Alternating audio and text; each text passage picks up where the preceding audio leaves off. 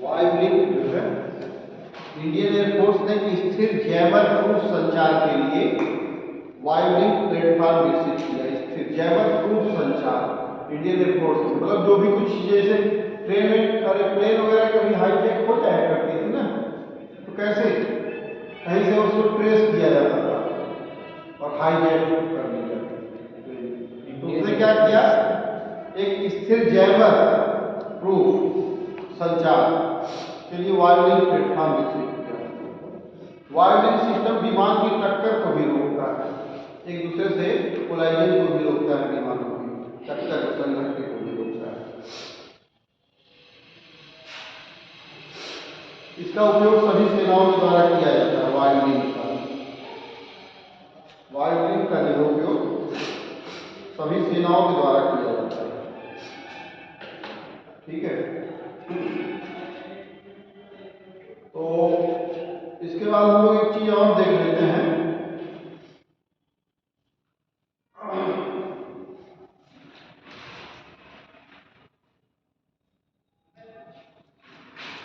संलयन और ये सभी चीजें तो आप लोगों ने पढ़ ही लिया, देख ही लिया, उसको जान लिया। परमाणु ऊर्जा हेडिंग डाल दीजिएगा, परमाणु ऊर्जा, एटॉमिक एनर्जी। एटॉमिक एनर्जी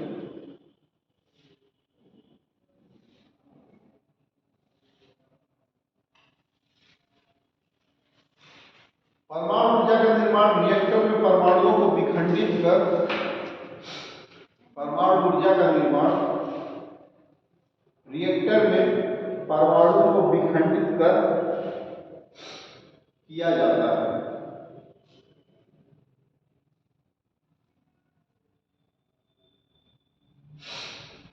जिसका उपयोग जल को गर्म कर, जिसका उपयोग जल को गर्म कर भाप बनाने तथा टरबाइन चलाने,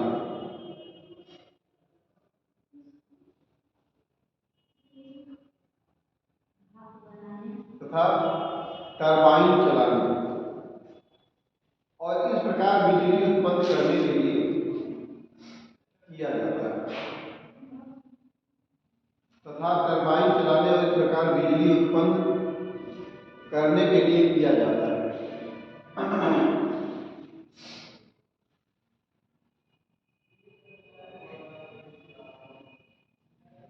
परमाणु को विखंडित करने से क्या होता है, ऊर्जा का उत्पादन होता है। उसी ऊर्जा से क्या होता है, भाप, पानी को गर्म किया था उससे भाप बनता है और भाप से क्या होता है, टरबाइन चलता है। और जब टरबाइन चलता है तो क्या होता है, बिजली का उत्पादन होता है। ठीक है ना। टरबाइन जैसे नदियों में टरबाइन जो लगाया गया होता है, वो भी नदियों की जो जलधाराएं होती हैं, जलधाराओं के जो गति, जो जलधाराएं होती हैं, उनसे क्या होता है, उससे भी टरबाइन चलता है। और जब टरबाइन चलता है तो क्या होता है, बिजली उत्पन्न। जैसे जनरेटर, जनित्र इसको बोलते हैं, हिंदी में जनरेटर क्या बोलते हैं, जनित्र। जनरेटर क्या होता है, जनरेटर जब उसमें चलता है टरबाइन एक तरह से छोटा, उसमें होता है अल्टरनेटर टाइप की चीजें, तो जब वो चलता है तो फिर क्या उत्पन्न होता है, बिजली उससे भी। ठीक है ना।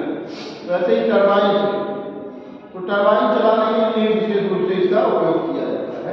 टरबाइन चलाने के लिए क्या होगा, टरबाइन चलाने से क्या होगा, बिजली उत्पादन होगा। और बिजली उत्पादन होने के पश्चात उससे क्या होगा, जो है उससे मतलब ऊर्जा की पूर्ति होगी। तो लिखिएगा नेक्स्ट लाइन, विखंडन के माध्यम से उष्मा, विखंडन के माध्यम से उष्मा के उत्पादन के लिए, उष्मा के उत्पादन के लिए U-235 का उपयोग, यूरेनियम 235 का उपयोग किया जाता है।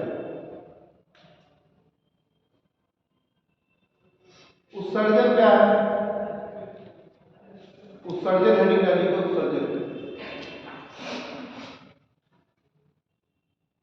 उत्सर्जन परमाणु ऊर्जा शून्य उत्सर्जन करती है, परमाणु ऊर्जा शून्य उत्सर्जन करती है।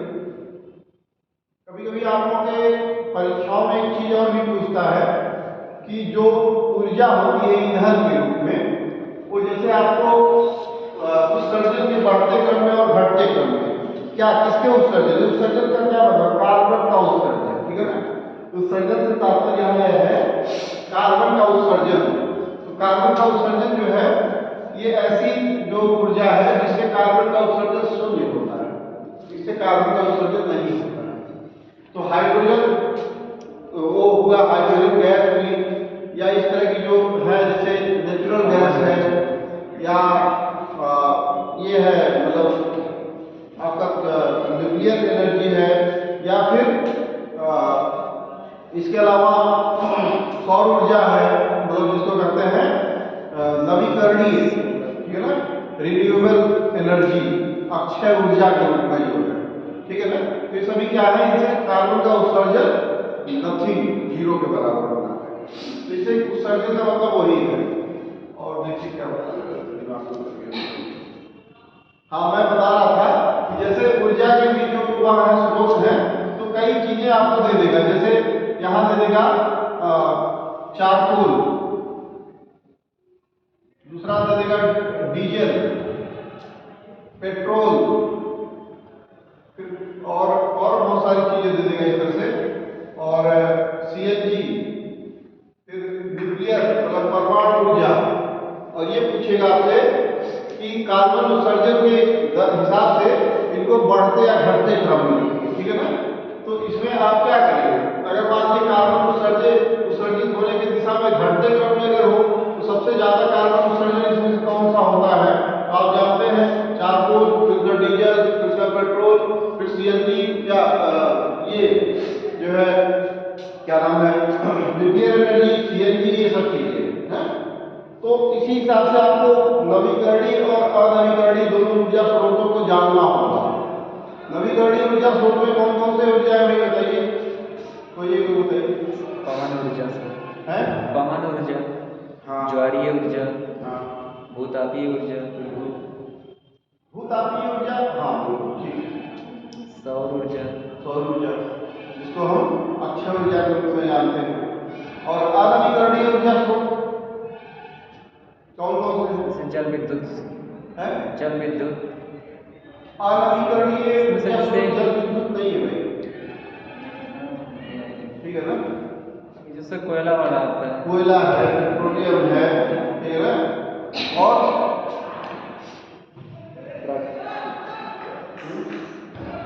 तारकोल,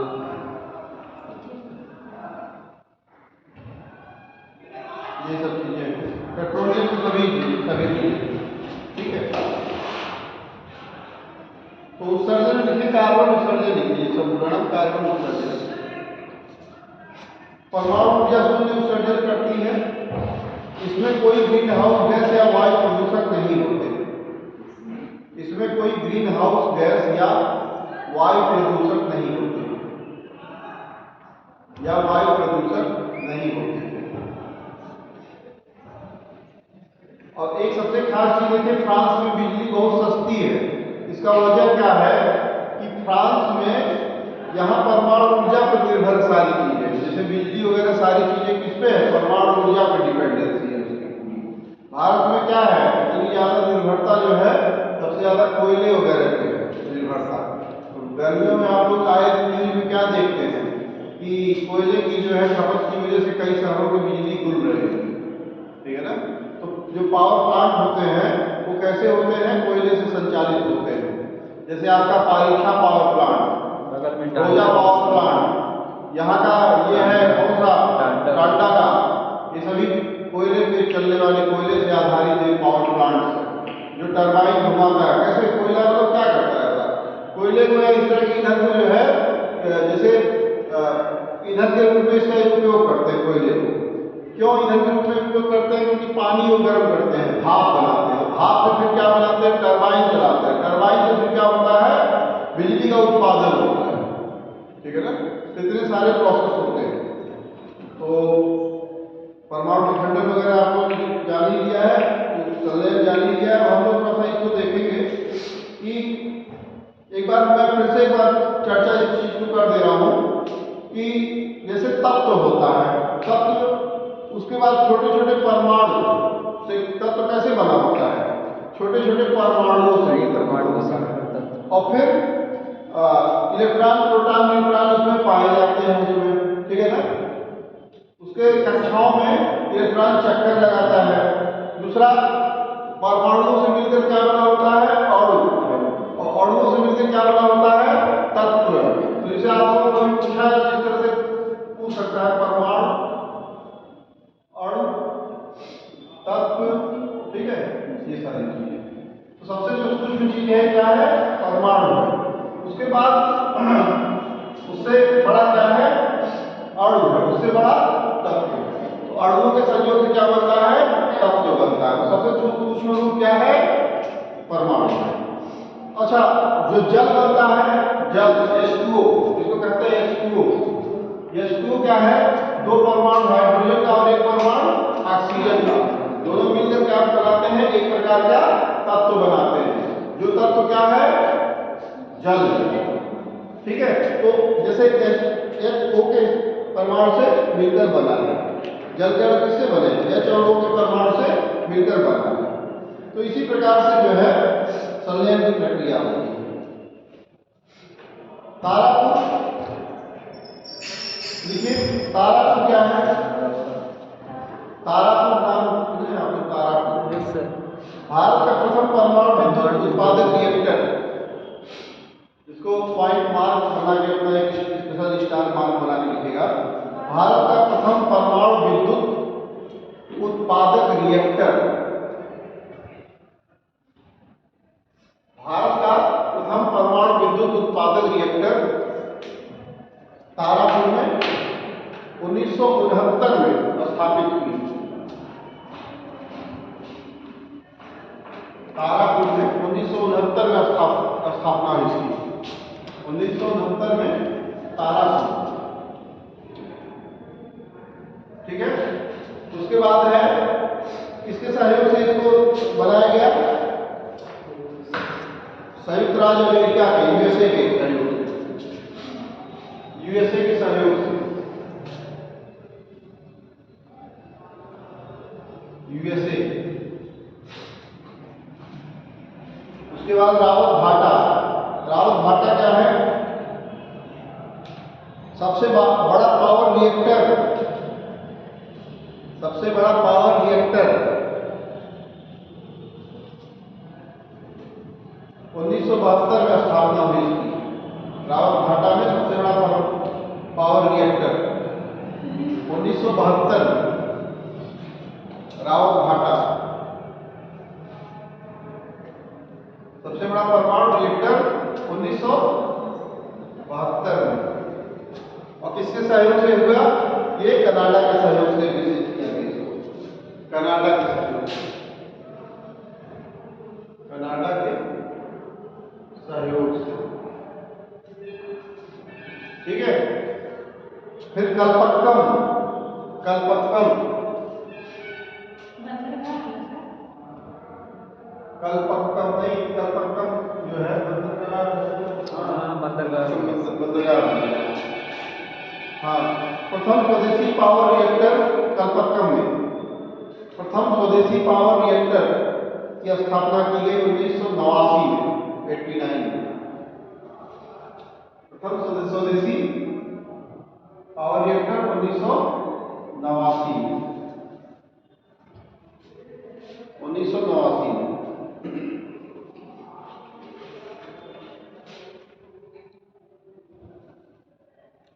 ठीक है। भारत के विद्युत उत्पादन का बड़ा भाग जो है कैसे होता है, लिख लीजिए, भारत के विद्युत उत्पादन के बड़े स्रोत के रूप में, ये सब जानकारी रखिए, ये सब परीक्षाओं में आ जाते हैं। भारत के विद्युत उत्पादन का बड़ा भाग, बड़ा स्रोत, ये एक्सटेंडिंग ऑर्डर में है, बढ़ते क्रम में है। पहला है कोयला आधारित ताप विद्युत घर, कोयला आधारित ताप विद्युत घर सबसे ज्यादा प्रसिद्ध किसकी है, कोयला आधारित ताप विद्युत घरों की है। दूसरा है जल विद्युत उत्पादन, दूसरा है जल विद्युत उत्पादन।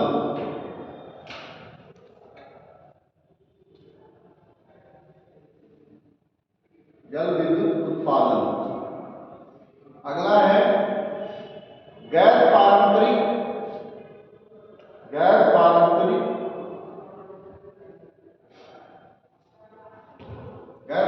में क्या क्या है, ब्रैकेट में लिखिएगा। नाभिकीय वायु मतलब पवन ऊर्जा, ठीक है ना। नाभिकीय माने न्यूक्लियर टेक्नोलॉजी से जो ऊर्जा हो, न्यूक्लियर प्रौद्योगिकी से जो है। वायु में पवन से, पवन ऊर्जा।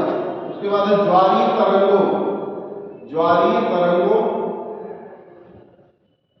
आग से, ज्वारीय तरंगों आग से, ठीक है। तो ये सब थोड़ा सा आप लोग जानते रहिए, जो इम्पोर्टेंट चीजें। अभी एक चीज अभी आपके न्यूज में हालिया न्यूज में मैं बताऊं क्या आया है कि जो ये तार से जो बिजली घरों में जो हो रही है, अभी व्यवस्था धीरे धीरे आने वाले कुछ दशक में खत्म हो जाएगी। अब डायरेक्ट रेडिएशन से बिजली आपके घरों में आएगी, डायरेक्ट मतलब वायरलेस सिस्टम। आप बोलेंगे ऐसे कैसे, वो रिसर्च चल रहा है, डायरेक्ट बेतार संचार से सब कुछ चलेगा।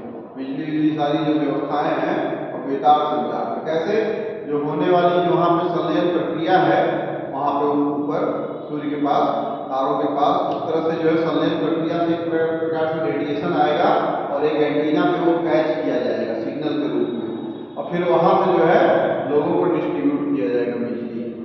और कैसे, वायरलेस टेक्नोलॉजी से।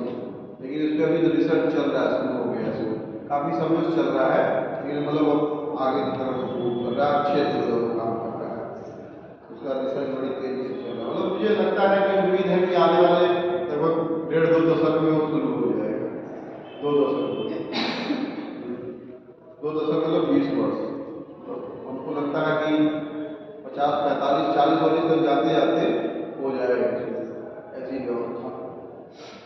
तो ये तार संचार जैसे होता है, वैसे वायरलेस जो है ऊर्जा का उत्पादन, ऊर्जा का फ्लो हो जाएगा, शुरू हो जाएगा, ठीक है।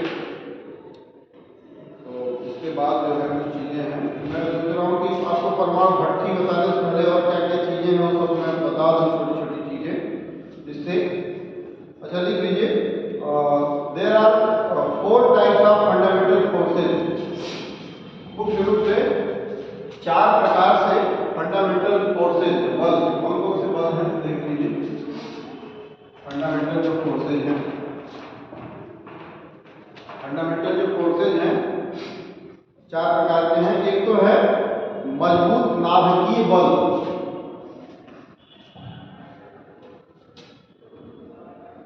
मजबूत नाभिकीय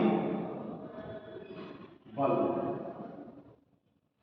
ये सबसे जो है शक्तिशाली है, मजबूत नाभिकीय बल। उसके बाद है विद्युत चुंबकीय बल।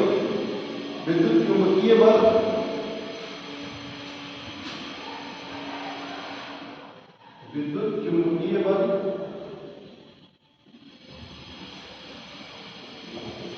फिर उसके बाद कमजोर नाभिकीय बल, कमजोर नाभिकीय बल, नाभिकीय बल। और इससे जो सबसे मतलब नॉर्मल सा है वो गुरुत्वाकर्षण बल है। सबसे मतलब इसमें इन चारों बलों में सबसे कमजोर बल है गुरुत्वाकर्षण।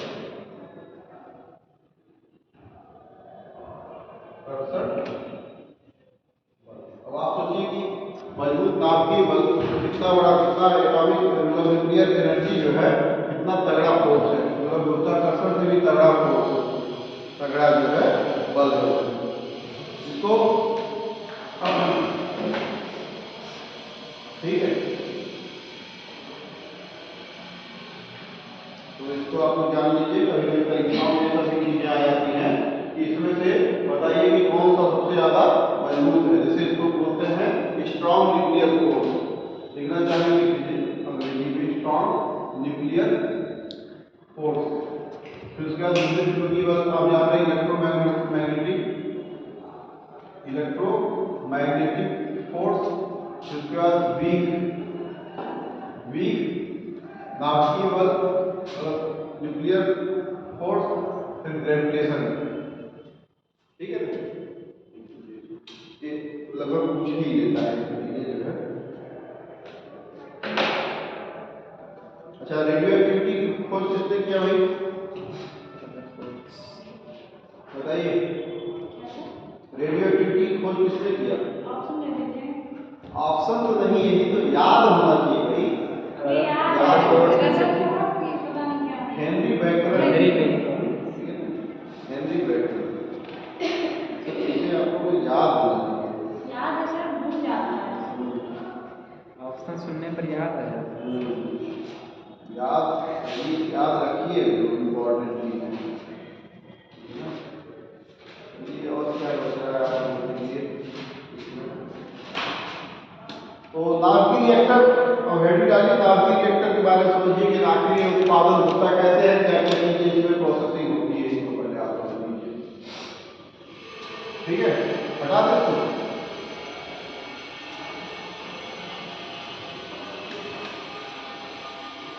ये जो मैंने साइन लगाया था, साइन आप समझ रहे हो ना, ये सबसे ग्रेटर देन, मतलब सबसे वीक है, कौन सा है, तो ये ग्रेविटेशन फोर्स का सबसे जो है strong nuclear force.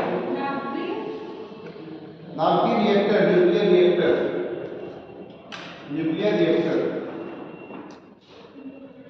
Nuclear reactor, नाभिकीय रिएक्टर।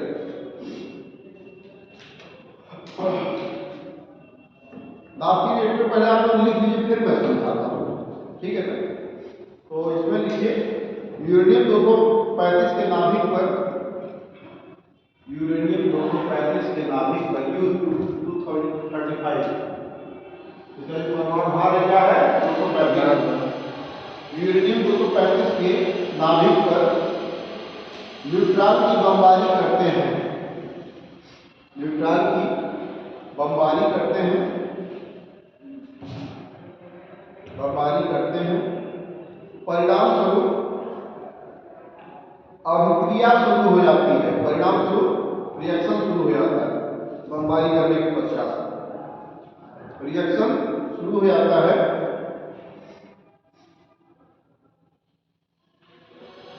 तथा प्रशीतक के प्रयोग से, कूलेंट के प्रयोग से, कूलेंट के प्रयोग से आप प्रशीतक लिखिएगा, प्रशीतक के प्रयोग से, प्रशीतक कूलेंट, कूलेंट गाड़ी में डाला जाता है जैसे कूलेंट, प्रशीतक के प्रयोग से भाप बनता है, भाप बनता है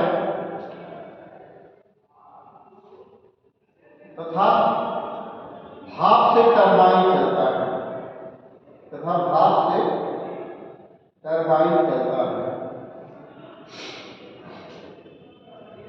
तथा भाप से टरबाइन चलता है। और टरबाइन जनरेटर चलाता है, और टरबाइन जनरेटर चलाता है। टरबाइन क्या करता है, जनरेटर चलाता है, और जनरेटर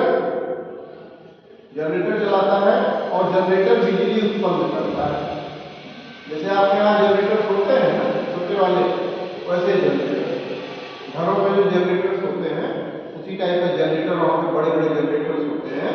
तो टरबाइन जब घूमता है तो क्या चलाता है, जनरेटर चलाता है, और जब जनरेटर चलता है तो क्या उत्पन्न होता है, बिजली का उत्पन्न होता है। उसके बाद देखिए मॉडरेटर, मंदक, पहले शब्दावली वहां पर परिचय हो जाइए, फिर मैं इसमें बताता हूँ कैसे कैसे क्या होता है। मॉडरेटर, मंदक, मॉडरेटर, मॉडरेटर या मंदक। मंदक क्या चीज होता है भाई, इसमें क्या चीज, ऐसा क्या प्रयोग किया जाता है, मंदक भारी जल D2O इसको कहते हैं, भारी जल को क्या कहते हैं, D2O किसका है, D2O, D2O भारी जल। ग्रेफाइट,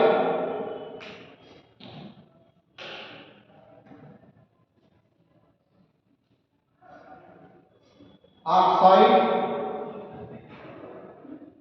ऑक्साइड,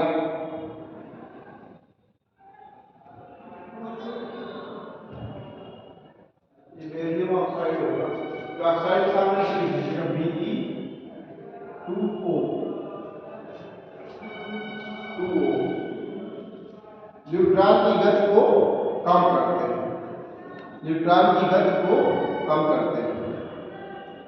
इसके बाद लिखिएगा परिरक्षक। परिरक्षक क्या होगा? परिरक्षक, परिरक्षक, परिरक्षक का क्या काम है? न्यूट्रॉन की गति को कम करते हैं, न्यूट्रॉन की गति को कम करते हैं। बंधक होते हैं, मैं बताता हूँ इनका इस्तेमाल कहाँ होता है, बंधक के रूप में कैसे क्या होता है, क्या होता है। परिरक्षक में सील्ड, एक प्रकार की सील्ड, सील्ड, सील्ड, सील्ड भी होता है परिरक्षक।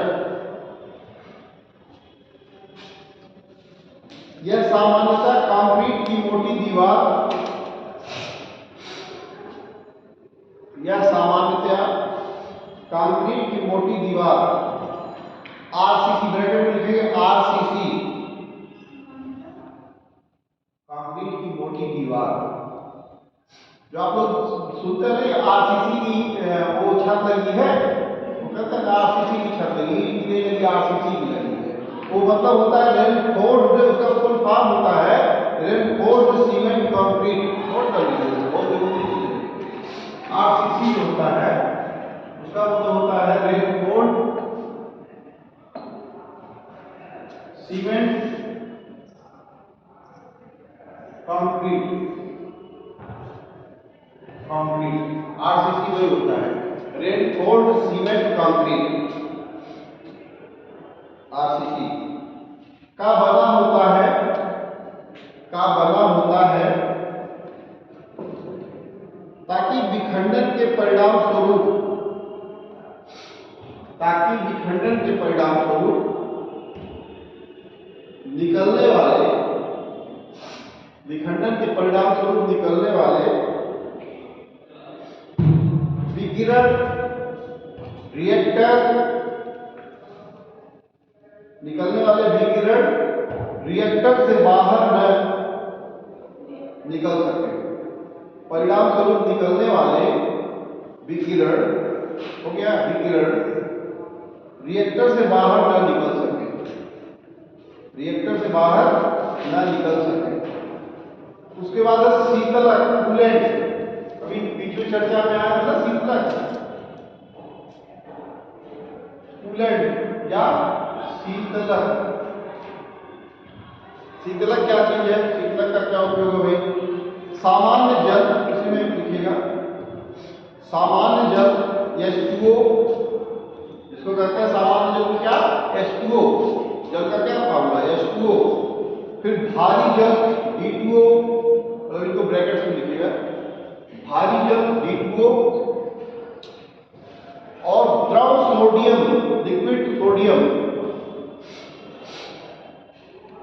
आदि इनका उपयोग, आदि इनका उपयोग, फिर से मैं बोल रहा हूं तो ध्यान दीजिएगा, सामान्य जल H2O, भारी जल D2O, सामान्य जल H2O, भारी जल D2O, और liquid sodium, liquid sodium.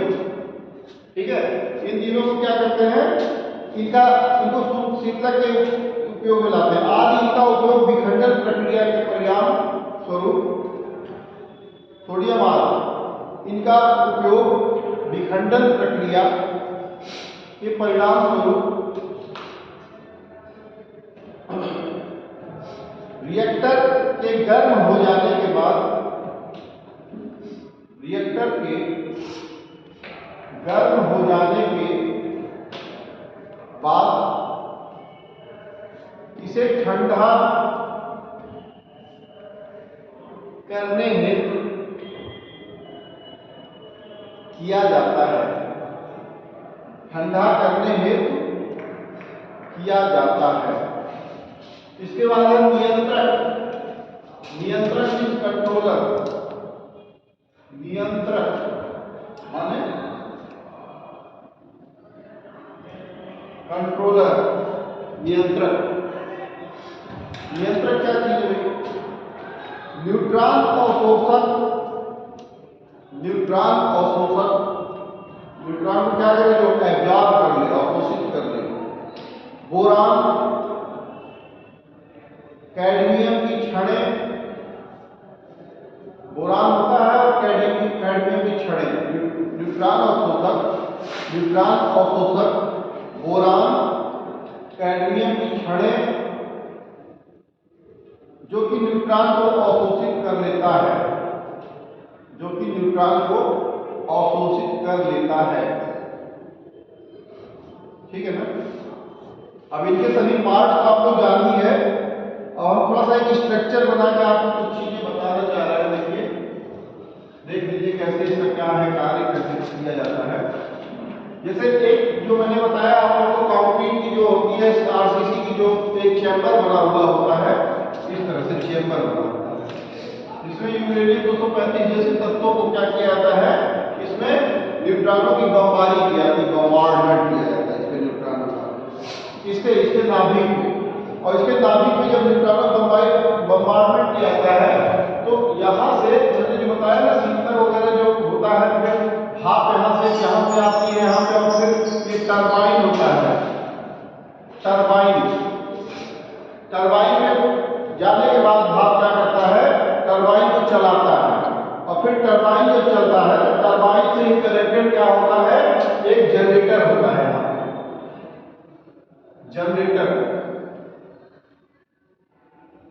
Generator. और फिर जनरेटर से क्या उत्पन्न होता है, बिजली, इलेक्ट्रिसिटी। और ये किस चीज का बना होता है, कंक्रीट की मोटी दीवार होती है जिसमें जो भट्टी का काम होता है, बड़ी बड़ी भट्टियां होती है, बहुत बड़ी बड़ी भट्टियां होती हैं, जहाँ क्या किया जाता है, चेन रिएक्शन कराया जाता है, जिसपे मतलब जितने भी आपके इस तरह के जो है मुक्त अवस्था में पाए जाने वाले ये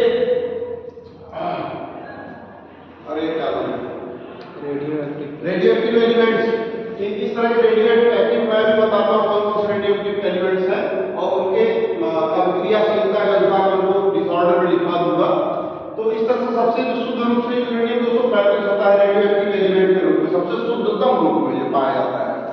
ऑस्ट्रेलिया में रेडियो, फ्रांस जैसे देशों में इस तरह से यूरेनियम की प्रचुर मात्रा में है, इनके पास प्रचुर मात्रा में है। इसलिए लोग क्या है कि इलेक्ट्रिसिटी के मामले में बहुत ज्यादा एकदम डिपेंडेंट नहीं है कहीं किसी जगह।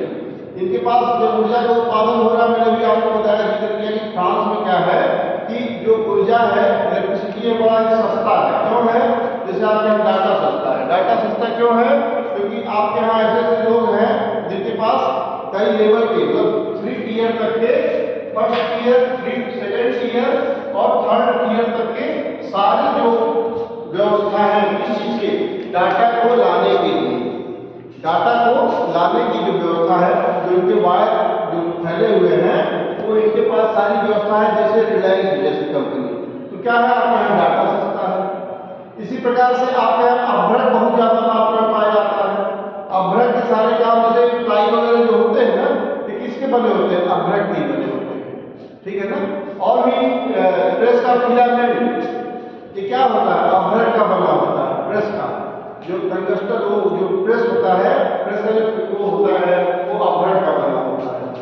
तो ये सारी चीजें जो है इसी प्रकार से जो है यूरेनियम की जहां मात्रा ज्यादा है, जैसे फ्रांस और इस तरह के देशों में, वहां पे ये अपने न्यूक्लियर रिएक्टर का ही उपयोग करके वहां पे बिजली का उत्पादन कर पा रहे हैं। तो इस प्रकार से जो है यहाँ पे मोटी दीवार बनी होती है और यहाँ पे क्या कराया जाता है, न्यूट्रॉन का बमबारी किया जाता है। न्यूट्रॉनों की बमबारी के पश्चात फिर यहाँ से ऊर्जा जो उत्पादन होती है वो टरबाइन में जाती है, और टरबाइन चलाने के पश्चात फिर ये टरबाइन चलाता है जनरेटर को, और जनरेटर चलने के पश्चात क्या होता है, यहाँ से इलेक्ट्रिसिटी का उत्पादन होता है। बहुत ज्यादा इसमें कुछ समझना नहीं है, सिंपल सा चीज है, सिंपल जैसा स्ट्रक्चर आप बता सकते हैं, बना लीजिए, ठीक है। यहाँ से इलेक्ट्रिसिटी का उत्पादन होता है,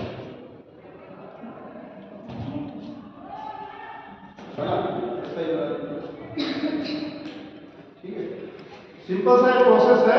मान लीजिए अगर ऐसे पूछ लिया जाए कहीं, अगर मान लो आपको दे ही दे, तो उसमें एक देता है प्रोसेस का एक ऑर्डर देता है। ऑर्डर में आपको क्रमबद्ध करने के लिए तो क्या क्या लिखेगा, पहले तो भट्ठी, भट्ठी रहेगा। दूसरा क्या रहेगा? टरबाइन रहेगा। तीसरा क्या रहेगा? जनरेटर रहेगा। चौथा क्या रहेगा? विद्युत उत्पादन। और इसको कहेगा कि सही सीक्वेंस में लिखिए। तो सही सीक्वेंस में ये भट्टी से टरबाइन चलता है, टरबाइन से जनरेटर चलता है, जनरेटर से बिजली उत्पादन होता है। तो ये आपको सीक्वेंस पता होना चाहिए, ठीक है। कहीं इधर उधर मतलब फेर फेर करके आपको दे सकता है और 4 ऑप्शन बना के उसका लिख सकता है आपको। मतलब इस तरह से इसे होता है ना, साइंस में क्या आता है, भोजन पाचन के लिए क्या होता है, पहले मुख, फिर ग्रास नलिका, फिर छोटी आंत, बड़ी आंत, फिर ये सारी चीजें होती है ना। तो आपको स्टेप पता होना चाहिए कि भोजन वगैरह कहाँ जाता है, कैसे जाता है। तो इस तरह से फिर उत्सर्जन तंत्र लास्ट में। तो ये सब चीजें आपको पता होना चाहिए, उसका प्रोसेस और कैसे कैसे। ईंधन के रूप में जिसका विखंडन करके जो ऊर्जा प्राप्त किया जा सकता है, जो ईंधन है 235 यूरेनियम है। और 235 के बाद आप लोग और भी चीजें लिख लीजिए। यूरेनियम 235 इसमें लिखिएगा ऊर्जा के घटते क्रम में, लिखिए ऊर्जा के घटते क्रम में, घटते क्रम में रेडियो एक्टिव तत्वों का वर्णन। ऊर्जा के घटते क्रम में रेडियो एक्टिव तत्वों का वर्णन।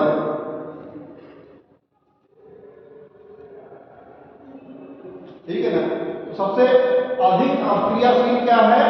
यूरेनियम 235, फिर प्लूटोनियम 239।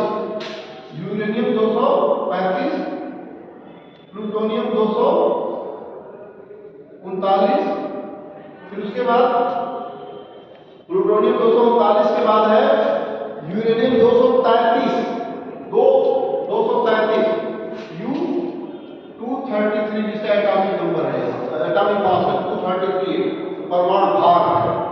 और उसके बाद है यूरेनियम 238, यूरेनियम 238, 238 यू है भाई, यूरेनियम 238। फिर उसके बाद है थोरियम 232, थोरियम 232 पीएच 232। और थोरियम जो है भारत में प्रचुर मात्रा में है। कहाँ है? जादूगोड़ा और कहाँ? झारखंड जैसी जगहों पे थोरियम की मात्रा प्रचुर मात्रा में है। अब मैं उसकी आपको मैं कहानी बताता हूँ कि क्या है आगे। थोरियम जो हमारे पास प्रचुर मात्रा में है, लेकिन है क्या? ये मिक्स्ड एलिमेंट एक तरह से, मतलब इसमें जो है कचरे जैसे कहते हैं ना, बहुत ज्यादा अयस्क बहुत ज्यादा पाए जाते हैं उसके साथ, एलिमेंट अशुद्धियां बहुत ज्यादा, उसमें ओरस बहुत ज्यादा पाई जाती है। तो इससे क्या है कि ये अगर मान लीजिए इसका उपयोग करते भी हैं तो चेन रिएक्शन तो बनाएगा, लेकिन उसमें भी अलग अलग स्टेप वाइज आपको प्राप्त, मतलब आप समझ लीजिए। मैं आपको उसको भी बताऊंगा कि यूरेनियम अगर थोरियम का इस्तेमाल हम करते भी हैं तो कई अलग अलग चरणों से गुजारने के पश्चात फिर हम तब थोरियम का शुद्ध उपयोग कर पाएंगे। जैसे होता क्या है थोरियम में कि इनकी शुद्धता के अनुसार हम पहले तो क्या करेंगे कि जैसे कभी कभी आप लोगों ने देखा है कि किसी इंजन को स्टार्ट करने के लिए थोड़ा पहले पेट्रोल वाली की ऑन करनी होती है। इंजन की स्टार्टिंग के लिए तो स्टार्ट होने वाले अभी दिखा रहा था गोबर गैस से बाइक चलाने की जो प्रक्रिया है, तो उसमें क्या कर रहा था कि जो इंजन को स्टार्ट करने की जो बात थी तो पहले पेट्रोल वाली की ऐसे घुमाता था, उसके बाद इंजन को स्टार्ट करता था। स्टार्ट होने के पश्चात फिर उसको बंद कर देता था पेट्रोल वाला जो था। देखिए होता क्या है ना, कभी कभी आप लोग देखते होंगे कि ट्रैफिक वैफिक में लोग अपनी गाड़ियों को बंद नहीं करते। इसका वजह जानते क्या है? ट्रैफिक अपनी गाड़ियों को जब बंद नहीं करते हैं तो उसका सबसे बड़ा वजह यह है कि एक आप लोग जान लीजिए कि स्टार्टिंग करने के लिए, किसी चीज को स्टार्ट करने के लिए बहुत ज्यादा ऊर्जा की जरूरत होती है। तो इसलिए लोग ये सोचते हैं कि एक बार बुझाएं फिर ऑन करें, उससे अच्छा है थोड़ी देर चलने ही दें, ऑन ही रहने दें। लेकिन अब बहुत ज्यादा देर अगर होना है, अभी आजकल देखिए टाइमर लगा हुआ होता है ट्रैफिक में। जैसे मान लीजिए आप पहुंचे और टाइमर चल रहा है, अगर मान लीजिए लंबी टाइमिंग है तब तो आप बुझा दीजिए, अगर मान लीजिए कि 10-5 सेकंड या 20 सेकंड की बात है तो आप गाड़ी को ऑन रखिए। उसका वजह है कि आप बार बार गाड़ी को बुझाएंगे और ऑन करेंगे और ऑफ करेंगे, जब उसको क्लच या किक मतलब लेंगे, जब बार बार किक उसका सर्व लेंगे तो उससे स्टार्टर जो होता है शुरुआत में ज़्यादा खपत ऊर्जा की जरूरत होती है। तो इसी प्रकार से थोरियम जो है एक प्रकार से जो इनके ओरस मतलब इसमें अशुद्धियों के साथ ये जो है एक प्रकार से ये रेडियो एक्टिव जो है एलिमेंट करे, ये एलिमेंट है, ठीक है ना। तो क्या है कि अशुद्धियां जो ज़्यादा इसमें पहले शुरुआत में इन्हीं की जरूरत पड़ती है थोड़े मात्रा में, जैसे कहते हैं ना कि टैंकी में थोड़ा पेट्रोल होना चाहिए जिससे स्टार्टिंग में काम आए, बाकी उसकी की ऑफ कर देंगे और बाकी इधर से गोबर गैस वाले चलता रहेगा, हाँ वो वाली बात। फिर ऐसे ही इसको थोरियम का हम उपयोग कर पाते हैं, लेकिन कई चरणों से गुजारने के पश्चात कई प्रोसेस कराने का उसको भी आपको मैं बताऊंगा। तो इस प्रकार से हम इनका उपयोग कर पाते हैं। इसको लिख लीजिएगा भाई बढ़ते क्रम में, ठीक है ना। हो गया है सबका। अब इसके बाद देखिए इसमें आगे डिटेल्स और लिखिए पॉइंट बना के 2031 तक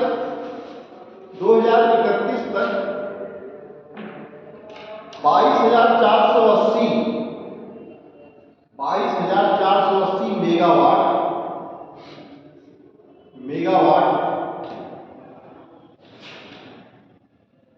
ऊर्जा तक पहुंचने की संभावना है, ऊर्जा तक पहुंचने की संभावना है। तत्कालीन समय में मतलब प्रेजेंट समय में, इस समय मतलब प्रेजेंट समय में 6780 मेगावाट का उत्पादन हो रहा है। कितना सर? प्रेजेंट समय में 6780 मेगावाट ऊर्जा का उत्पादन हो रहा है, न्यूक्लियर एनर्जी का उत्पादन हो रहा है।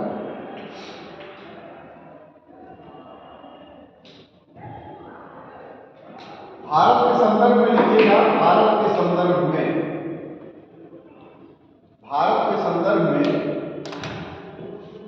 Current share of nuclear power, current share of nuclear power 3.1%, 3.1% मतलब 97% के लगभग में भी कैसे किस पे आधारित है, अनवीकरणीय ऊर्जा स्रोत के ऊपर आधारित है। यहाँ की ऊर्जा की 3.1% is in 2022-21 is in 2022-21 ठीक है। इसमें लिखिए सरकार की प्रतिबद्धता है कि इसको बढ़ाने के लिए, इसको बढ़ावा देने के लिए या बढ़ाने के लिए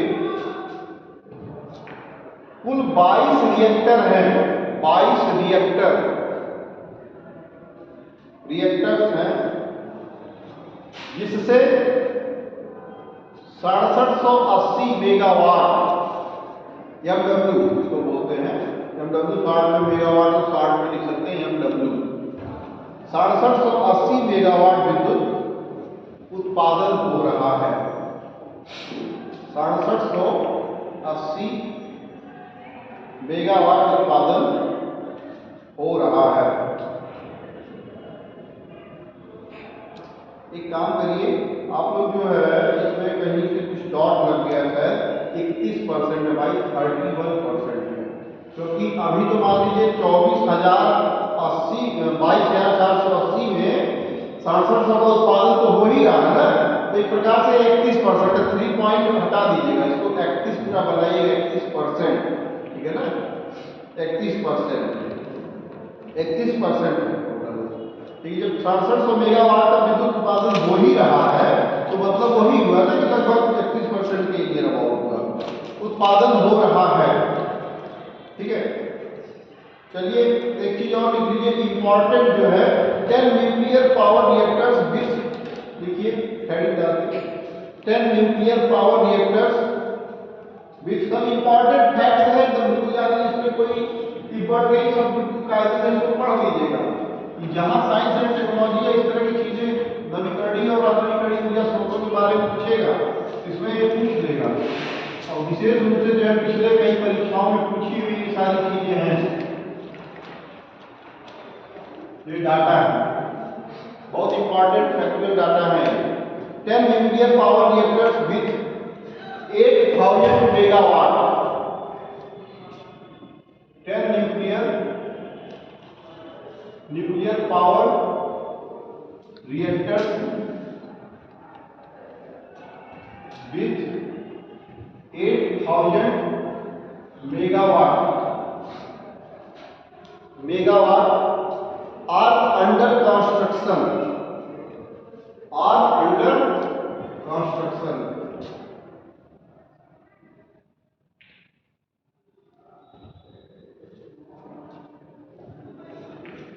इसको पूरा कंप्लीट करने की कब तक लक्ष्य है भाई? 2000 कब तक प्राप्त कर लिया जाए इसका लक्ष्य? 2020 तक। अभी तुरंत भूल लेते हैं। 65% से ऊपर जीवाश्म ईंधन के ऊपर अभी भी, देखिए हम या भारत 65% से ऊपर जीवाश्म ईंधन के ऊपर फॉसिल फ्यूल और नवीकरणीय ऊर्जा स्रोत, 65% से ऊपर जीवाश्म ईंधन के ऊपर अभी भी निर्भर है। 65% से ऊपर जीवाश्म ईंधन के 65% से ऊपर जीवाश्म ईंधन के ऊपर अभी भी निर्भर है। तो लिख लीजिए फॉसिल फ्यूल या अनवीकरणीय ऊर्जा स्रोत, ठीक है ना। जीवाश्म ईंधन कैसे है? अनवीकरणीय ऊर्जा स्रोत, कोयला, petroleum, these are fossil fuels, ठीक है ना। कोयला, petroleum, coal and petroleum, these are fossil fuel, ठीक है ना। ये क्या है? जीवाश्म ईंधन, मतलब अनवीकरणीय और रिन्यूएबल जो है एनर्जी निर्भर है, ठीक है। इसमें एक चीज और लिखिएगा, नेक्स्ट पॉइंट, 7 पावर प्लांट जिसमें कितने रिएक्टर्स हैं? 22 रिएक्टर्स के साथ, 22 भट्टियों के साथ, 7 पावर प्लांट 22 भट्टियों के साथ या रिएक्टर्स के साथ। 7 पावर प्लांट इसमें लिखिएगा 22 रिएक्टर्स के साथ, रिएक्टर्स के साथ 22 रिएक्टर, मतलब पावर प्लांट है। अलग अलग पावर प्लांट में जरूरी नहीं एक ही पावर प्लांट में कई रिएक्टर्स हैं, कई भट्टियां बनी हुई होती हैं। जैसे भट्टियों का मतलब है एक प्रकार से वही भट्टी, इसमें क्या करता है, जैसे हम लोग क्या करते हैं भाई, आपके यहाँ घर में किचन है, कितने भट्टियां होती हैं? बर्नर, गैस में कितने भट्टियां होती हैं? 2, एक छोटा बर्नर, एक बड़ा, वही भट्टी है, उसके लिए वही भट्टी। भट्टी क्या है? भाई पहले चूल्हा आप लोग बनाते थे, तो आप लोग नहीं बनाते थे, आप लोग तो दादी लोग जो बनाती थी, तो लकड़ी ही तो जलाते थे, लकड़ी के इधर जलाते थे ना, लकड़ी ही तो जलाते थे। उससे क्या होता था? बहुत सारा कार्बन उत्सर्जन होता था। उससे क्या होता था? ये कार्बन मोनोऑक्साइड का उत्सर्जन होता था, उससे दम घुटती थी गैस, उससे बहुत ज्यादा पॉल्यूशन होता था ना। अब प्रधानमंत्री ने क्या किया? इससे ज्यादा प्रदूषण हो रहा है, उससे अच्छा कि भाई गैस का उपयोग करिए, उससे प्रदूषण की मात्रा कम होती है ना, ये सब चीजें हैं। तो वही भट्टी है, जैसे आप चूल्हे में रखते हैं ना बर्तन, कच्चा चूल्हा हो, लकड़ी वाली चूल्हा हो, कोयले वाला चूल्हा हो, कैसा भी चूल्हा हो, एक प्रकार से वही भट्टी जिसमें से ऊर्जा का उत्पादन होता है। इसमें क्या होता है? पानी गर्म होता है, नहाने के लिए होता है ना, किसी भट्टी में तो रखते हैं, तो बर्नर भी वही भट्टी है, ठीक है, एक प्रकार से वही भट्टी। तो मतलब वैसी नहीं होती है, बड़ी बड़ी भट्टियां होती, कागज जितना बड़ा एक रूम है ईंट, बिल्कुल ईंट की भट्टियां, देखा भट्टियां आपने देखे ना, भट्टे वैसे ही, बिल्कुल ऐसे ही जैसे पकाया जाता है वैसे ही होती है, ठीक है। तो उसमें क्या होता है? ईंट के भट्टे जब बनते हैं तो क्या होता है? बड़े बड़े मोटे मोटे दीवारें उसमें बनाई जाती है, चौतरफा बिल्कुल, उसमें फिर कुछ जगहों से कोयले डालने के लिए थोड़े थोड़े जगहों पर कहीं कहीं जगहों पे कोयले डालने के लिए जगह बनाया जाता है ना। फिर उसमें से बीच बीच में कोयले डालते हैं, बीच बीच उसमें गैप बनी होती है, तमाम ईंट के जालीदार संरचना बनी होती है, उसी में ईंट को व्यवस्थित रखते हैं। और ईंट को रखने का बन रहा है ना, बन रहा है, आपका घर उधर ही है। अच्छा चलिए, तो ऐसे अच्छा उसमें भी जालीदार संरचना कुछ ऐसे संरचना, कुछ इस तरह की संरचना से बनते हैं, मतलब एक के ऊपर एक ऐसे ही इस तरह से जालीदार संरचना बना के रखते हैं, इसमें बीच में कोयले गिराते हैं। तो क्या होता है, उसमें आग लगती है, फिर ईंट जो है तपते हैं। ऐसा नहीं कि एकदम सटा सटा कैसे ईंट रख दी जाती है, ऐसा नहीं, बीच में जालियां उसमें दी जाती है, जो कच्चे ईंट होते हैं उसमें भी, जिससे वो पक सके। तो क्या है, अभी में आप लोग नोट कर लीजिए, कैगा, इंग्लिश में चाहे हिंदी में, कैगा पहला है। कैगा है कर्नाटक में, कैगा सामने लिखिएगा कर्नाटक में, और 2000 कैगा इसमें कर्नाटक, हाँ कैगा कर्नाटक, कैगा है कर्नाटक में, और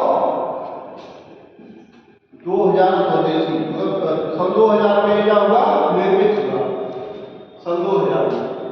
निर्माण वर्ष यहाँ लिख लीजिएगा, भट्ठी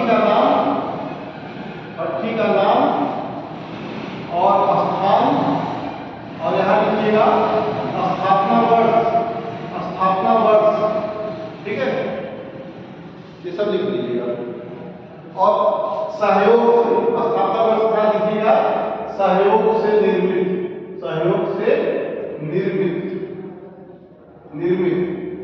भट्ठी का नाम, स्थान, स्थापना वर्ष, सहयोग से निर्मित, इसको लिख के तब लिखिए सातों जो है भट्टियों को पावर प्लांट के नाम, ठीक है।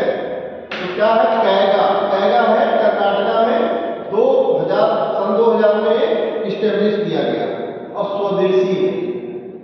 सबसे लास्ट वाले लिखिए किसके सहयोग से निर्मित है, तो कैसा है, स्वदेशी है। दूसरा है रावत भाटा, रावत भाटा,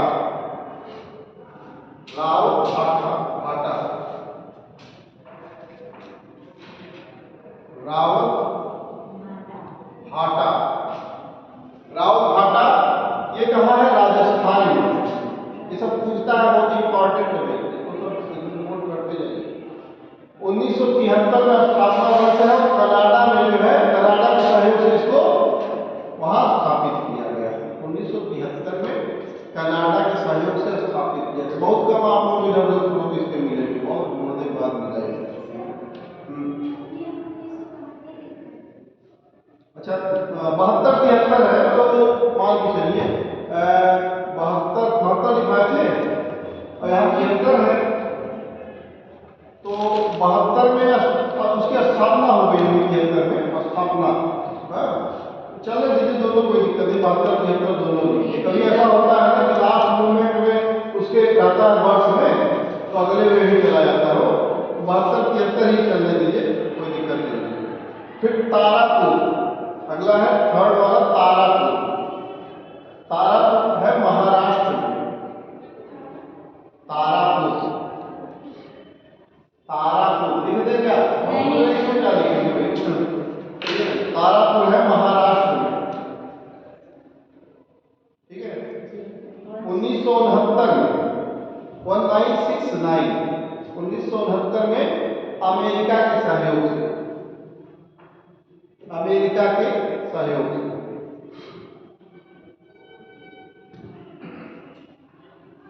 फिर है कुडनकुलम,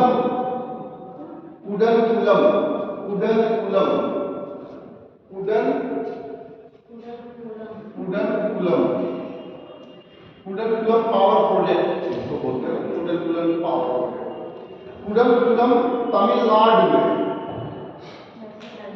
तमिलनाडु जैसे भाषा है, तमिल भाषा, कुडनकुलम 2013, और ये रूस के सहयोग से, इसकी स्थापना वर्ष है 2013, और एक किसके सहयोग से, रूस के सहयोग से, ठीक है। फिर काकरा पार,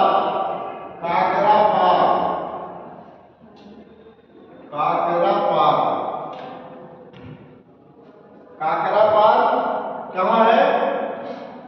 गुजरात है। गुजरात में क्या अच्छा है भोजन में? इसी तरह से ऐसा काकरा, काकरा क्या काकरा नहीं भोग है खाखरा, बिल्कुल खाखरा से याद रखिएगा काकरा पार्क, ठीक है ना। और रावत भाटा से राजस्थान, ठीक है। ये सब बिल्कुल ऐसे आप याद करेंगे। कैगा है कर्नाटका से कैगा और के से कर्नाटका में आपको ट्रिक बता रहा हूँ ना। और रावत भाटा राजस्थान से। तारापुर या ट्राम्बे भी बोलते हैं, ट्राम्बे तारापुर क्या है? महाराष्ट्र में मुंबई के पास है। उसके बाद है कुडलकुलम, जैसे आपने कहा तमिलनाडु, तमिल भाषा कुडलकुलम। फिर उसके बाद है कलपक्कम।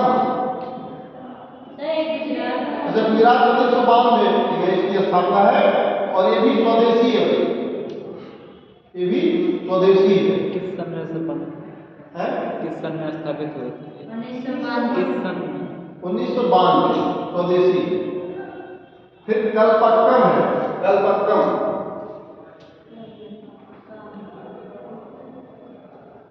कलपक्कम कलपक्कम ये कहाँ है?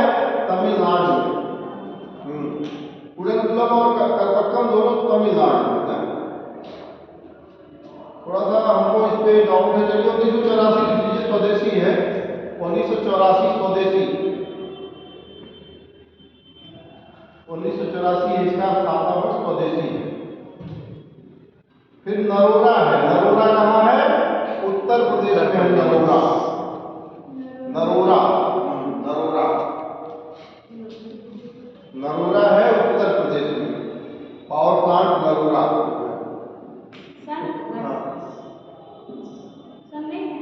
है वर्ष है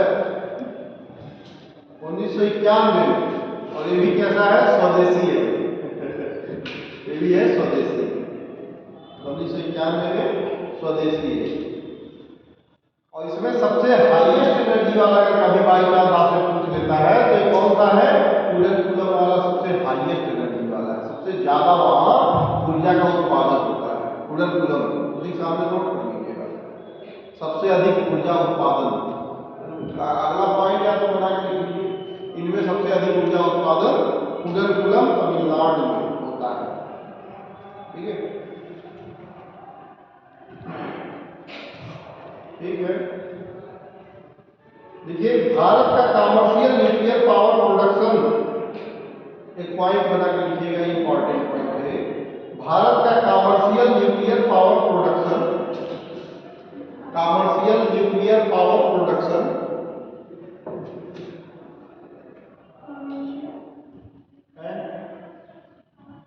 कमर्शियल वाणिज्यिक न्यूक्लियर पावर प्रोडक्शन उत्पादन, वाणिज्यिक उत्पादन जो है मतलब व्यापार के पर्पज से जो है 1969 में शुरू हुआ, ठीक है। 1969 में शुरू हुआ, 1969 में।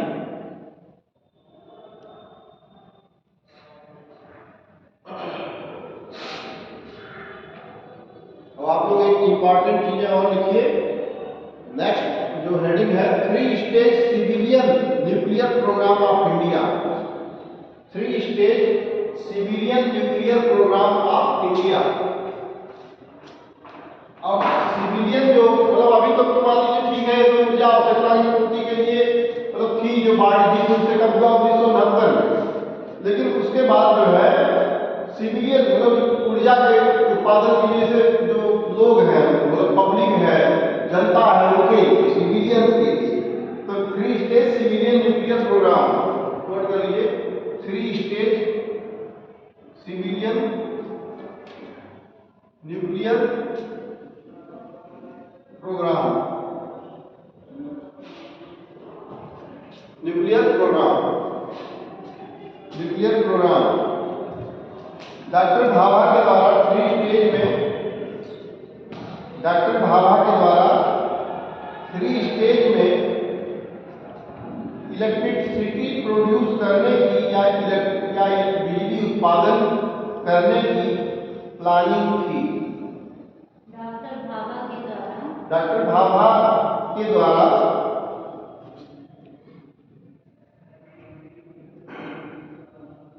थ्री स्टेज में, 3 चरणों में इलेक्ट्रिसिटी या बिजली उत्पादन करने की प्लानिंग थी।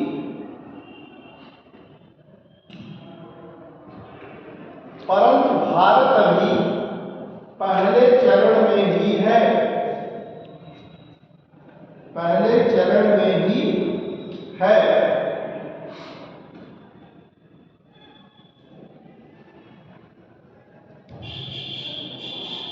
पहले चरण में ही है। Doctor Bhabha is the father of nuclear program, note कर लीजिए। Doctor Bhabha is the father of nuclear program. इस कार्यक्रम के जनक कौन थे? डॉक्टर भाभा थे। भाभा एटॉमिक रिसर्च के नाम से भी जो है ना, बात किसके नाम से है? भाभा एटॉमिक रिसर्च सेंटर, बात, ठीक है। प्लानिंग की, परंतु भारत अभी पहले चरण में है। एक हो गया, देखिएगा नेक्स्ट लाइन में, जैसा कि हम जानते हैं कि यूरेनियम एक फिजाइल मटेरियल है या विखंडित पदार्थ है। जैसा कि हम जानते हैं, या तत्व है, जैसा कि हम जानते हैं कि यूरेनियम एक विखंडित तत्व है,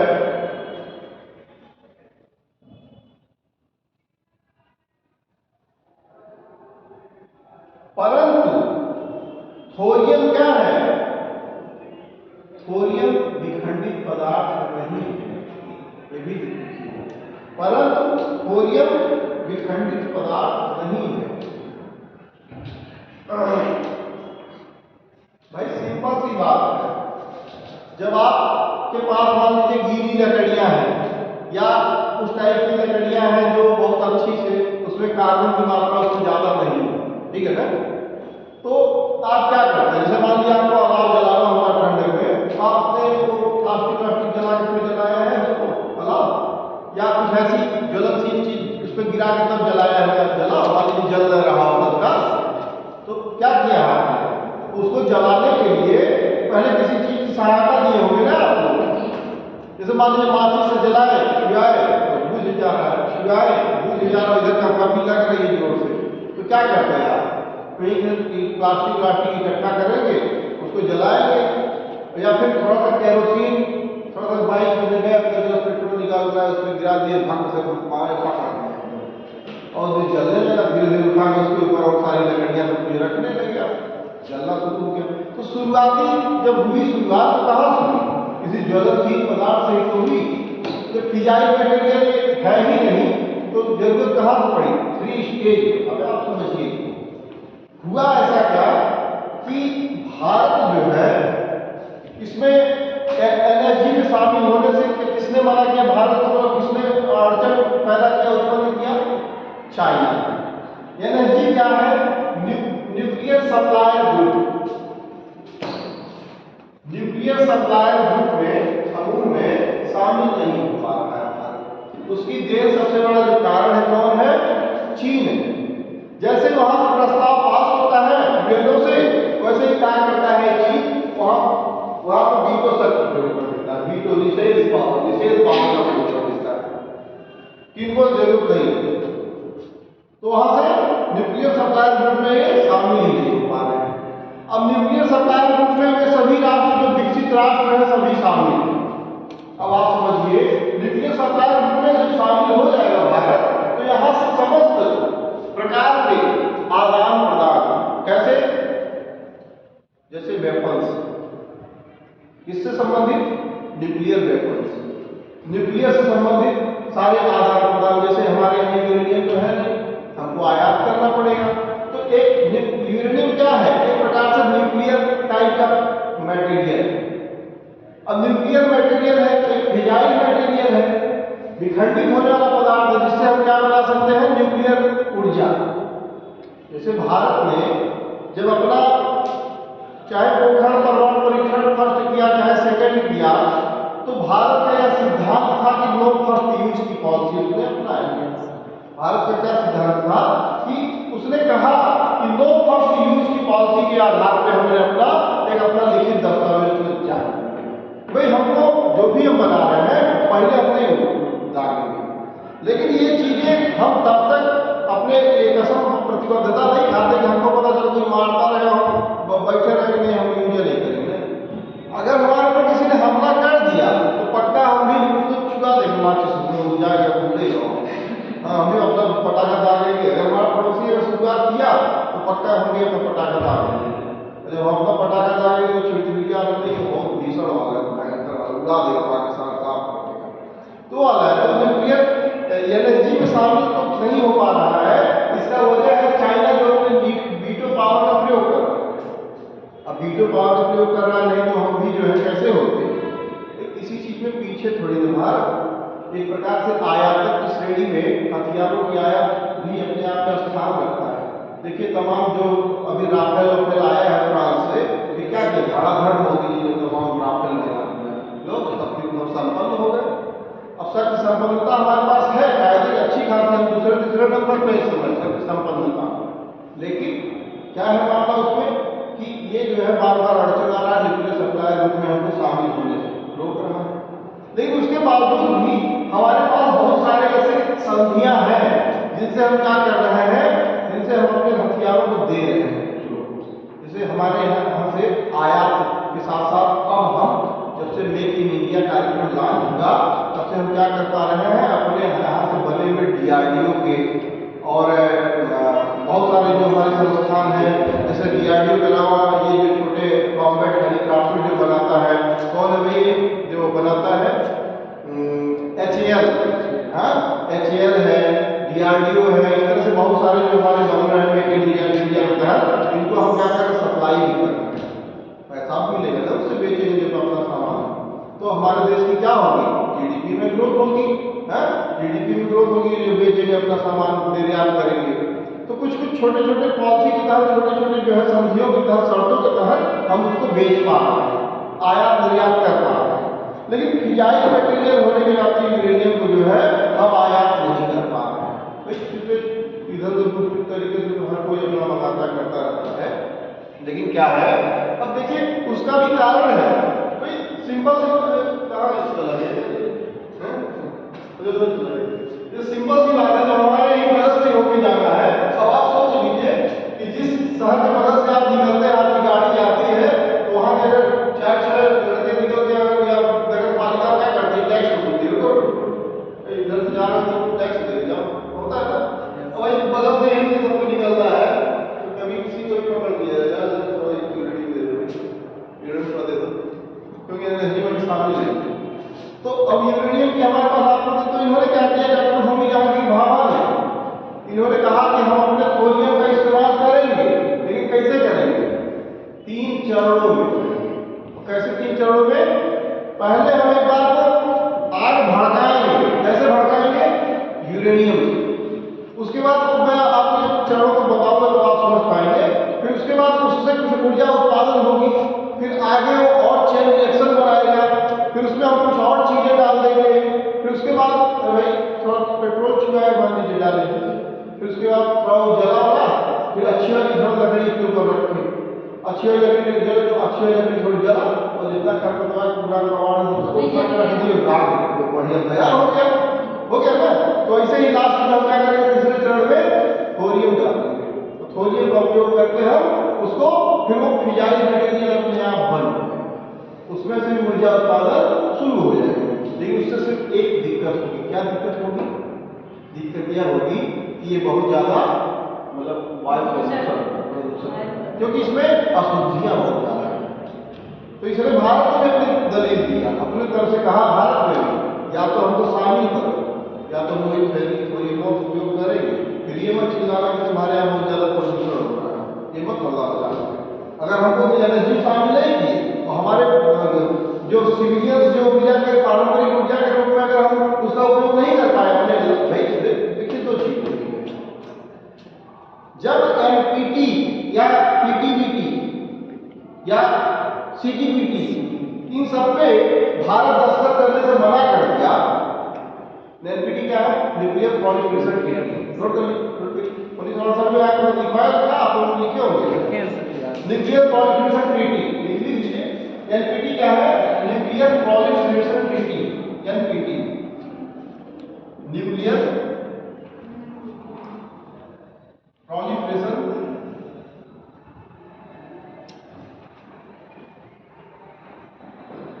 ट्रीटी, मतलब उसको कहते हैं परमाणु निषेध संधि, परमाणु निषेध संधि 1968।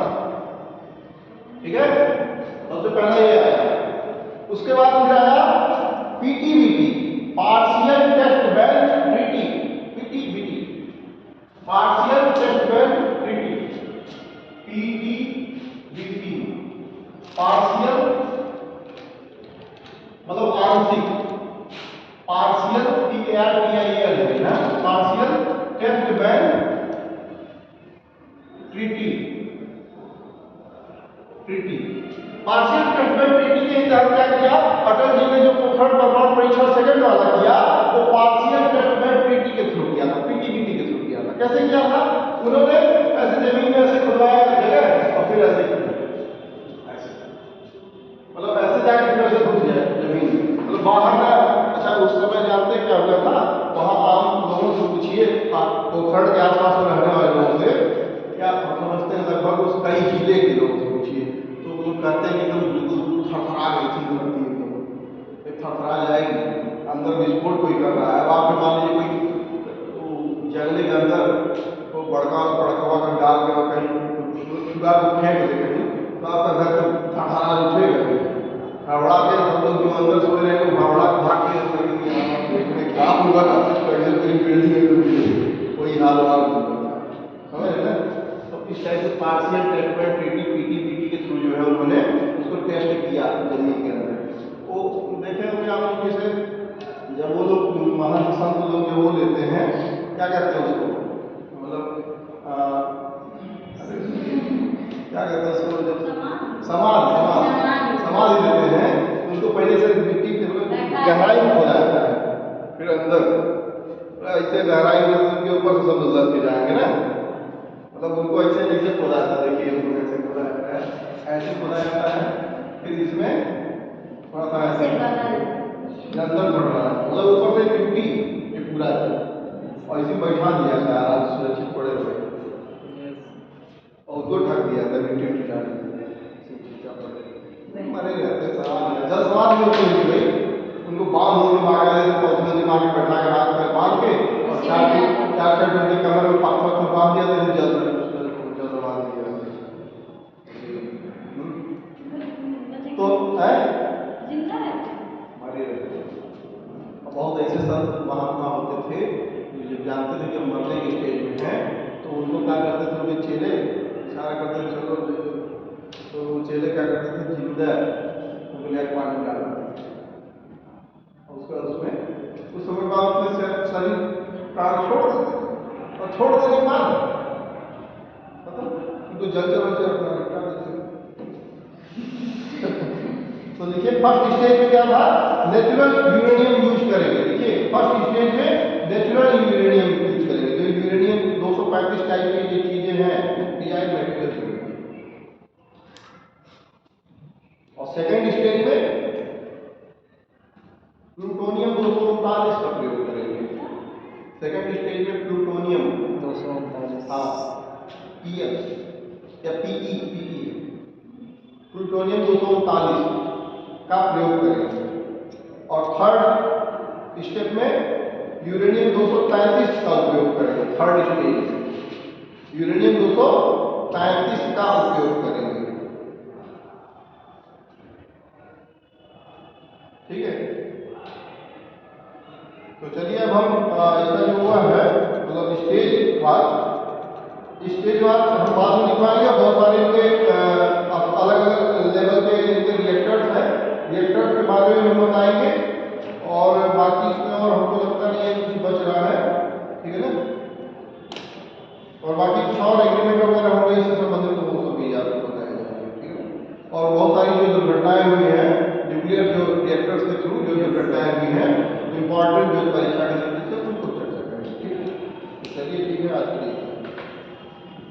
और इसके लाभ